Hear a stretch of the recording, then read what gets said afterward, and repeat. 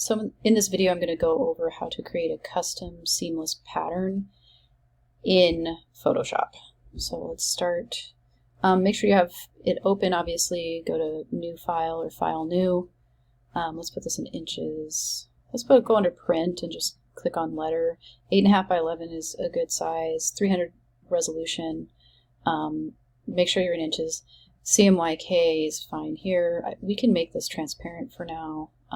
We don't need to worry about these two things here. Create. So as you can see, here is our Photoshop document. If you have this closed up, you can open it up. Make sure you're in Windows Workspace Essentials Classic, or just Essentials, sorry. Layers panels down here. You can see our layer has a transparent background. So what we can do, we need to go online to try and find some images. So for our pattern background. So I'm going to look for like a dog bone. Probably not like a real dog bone, because that's not very appetizing, but maybe like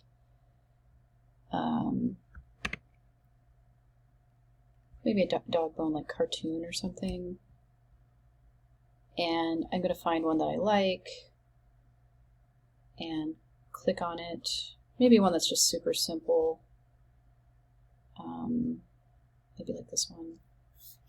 And I might actually do a control click and open link in a new tab, just so that I can get it at like the full size, and then control click on it again. This one, it might be on a site that doesn't want me to grab it. So I might have to click and drag it off onto my desktop. Which it looks like that's going to be the case. So I'm going to close a bunch of windows and then see if this works.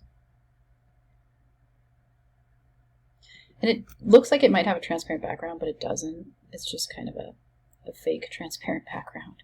But okay, that's fine. And then dog print, maybe. Just a really simple dog print.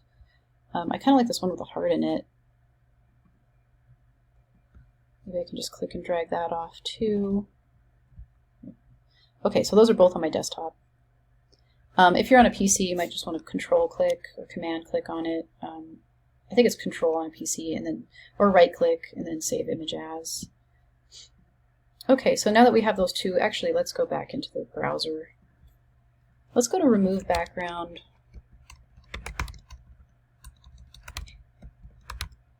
Background.com. And let's just upload those two images that we found. They're on my desktop. So I'm going to open this. And then remove the background. And we can download that again. And then let's X out and then upload image. I'm going to do the other one, the dog bone. We'll see how it does with this one. Yeah, it did well, so download that. This is just a fast way to do it. You can also do this in Photoshop, but remove background's pretty handy for like white background stuff that isn't too tricky to clip. It's just a little bit faster. Okay, so we can actually bring those two PNG or JPEG files that we just found online into our Photoshop document that we made. So we can do like a file place embedded. I believe those should be in our downloads, and here they are. They're PNG files because they have clear backgrounds, so we'll just place those in, and we can resize them by clicking and dragging. I think maybe I'll just kind of start arranging my canvas with these items. I just did a Command C, Command V. And if I do a Command T, I can transform it so that I can kind of start, you know, Command C, okay, push return, Command C, Command V, get another copy. And as you can see, it's making new layers for each thing here. So I'm just going to kind of, change up the sizes and play around with it a little bit. And just skew things. Push return when I want the transform to stick. Let's do file, place embedded, and actually bring in that dog paw that we've clipped the background out of. And let's just kind of rotate this one too. We can make it a little bigger too, and then push return, Command C, Command V to copy paste it, Command T to transform. That'll help us resize it or rotate it. You can rotate it by, if you go next to the corner here, you'll get this little arrow, and that's when you can kind of start rotating it. I'm just going to have kind of, I don't want to go too big with some of these because they start to get blurry, but I don't want it to be blurry.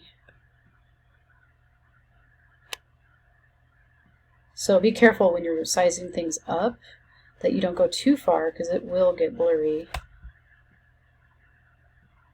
And anyways, I'm just going to keep arranging the canvas till I get it looking the way I want it to.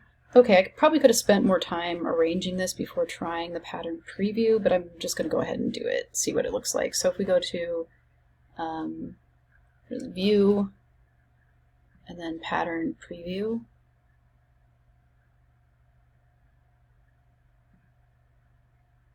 we can kind of see what the pattern, the seamless repeating pattern would look like. It's okay. I mean, I'm not in love with it, but you can actually still make changes to your pattern if you find a space in the pattern that you're not really liking. You can still use the Move tool here and go into your pattern and just move things around or adjust things. You have to click on the items, and if you want to push Command T to change, the rotation on some of the items, you can use your keyboard. Push return to make the transformation stick, but I think that this is okay. I'm not totally in love with it, but it will do for what I'm trying to achieve here. So if we go to Edit, Define Pattern, and we can name it. I'm going to actually name it Poly Background. Push OK. And then if we go into our document, we can turn off these eyeballs and do a file place, embedded, and let's actually bring in from our documents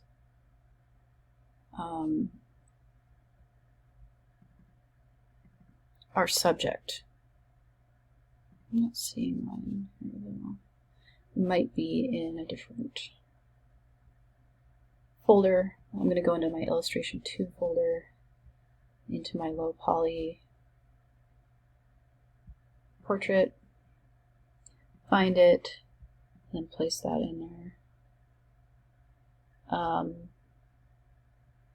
And then we want to go to View. Sorry, we should have done this before. Window, Patterns,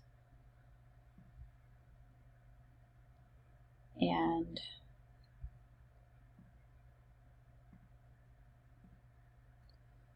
View, Pattern Preview.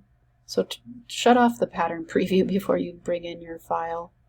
And then as you can see, if we open the window pattern and we have that open, mine's checked, but mine's right here. You can actually just click and drag this onto a layer. Actually, let's create a new layer, make sure we're on it, and then click and drag that in.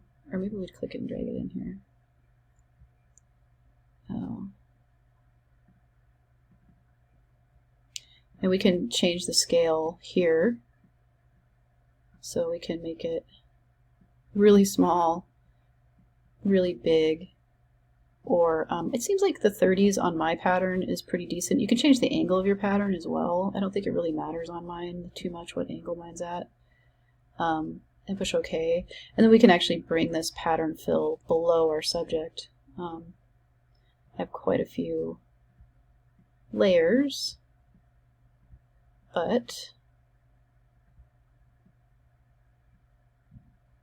as you can see, we have our pattern in the background. I could even create another layer and do a Command A, which is to select all, and then Edit Fill, and I could fill the background with a color, and I could pick a color that I want to go with. Maybe I want to go with a blue.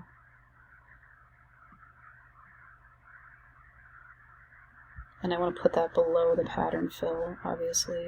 And then do a Command D to deselect. So it's kind of up to you exactly, how you want to format your pattern and what you want to use for your pattern, but this is basically what I'm wanting you to do.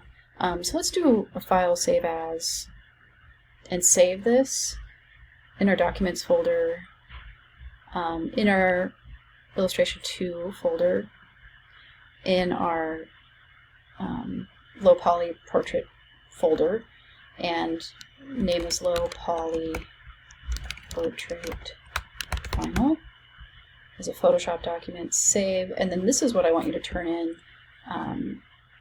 to me as your final low poly portrait. So it includes your subject, which is completed. Mine isn't technically completed, but yours will be, with a custom seamless repeating pattern background made in Photoshop and put in on a layer, and you can add a fill layer behind it of color or another image if you want. And yeah, and you'll have your subject file placed, embedded it in there on its own layer. So yeah, that's basically it for this project. And just give me the PSD file in Brightspace by the due date, and you should be good.